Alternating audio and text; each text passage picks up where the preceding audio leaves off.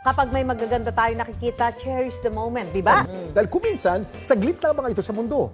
Gaya ng paru-paro. Mula siya sa itlog, ayan, kagaya nun, pinapaitlog namin. 3 to 5 days, mapipisa na siya. Depende rin sa klase ng paru-paro. And then after nun, pag uod na siya, intay ka lang ng 3 weeks hanggang sa magiging na siya, pupa. Pag nainit, inuigsi yung lifespan niya para siya ay pumisa. Sa halagang 50 hanggang 80 pesos, maaari daw pumasok sa kanilang butterfly garden at ma-enjoy ang mga flying beauty na ito. Pero hindi raw biro ang magparami ng paru-paro dahil ang buhay nito ay hindi raw nagtatagal.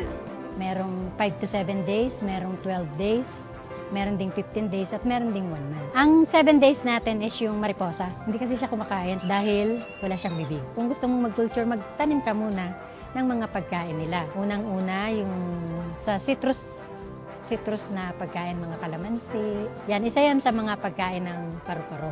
Kung balak mag-alaga ng paru-paro, nagkakahalaga raw ng 10 hanggang 30 piso ang isa.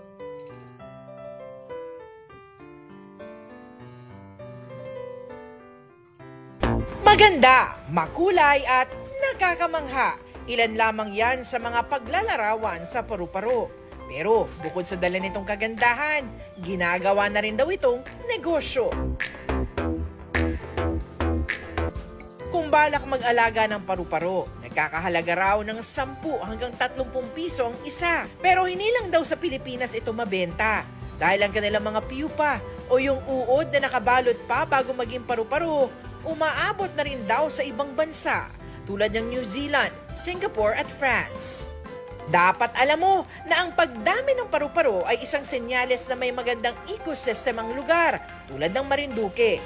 May sariwang hangin kami dito, mas maganda ang aming, kumbaga hindi pa polluted ang Marinduque. Actually, yung butterfly industry dito sa Marinduque ay livelihood na yan. Kaya kiniklaim ng Marinduque na butterfly capital of the Philippines kasi tayo yung na almost 70% ng ating mga produce dito sa Philippines. Bulk of our export ay galing po dito sa Marinduque. Maging sa ilang maliliit na komunidad ng Marinduque ay may mga nag-aalaga na rin ng paru-paro. Nag-aalaga po kami ng bila-bila o paru-paro dahil bukod sa nakakapagkakitaan na namin, natanggal pa stress namin.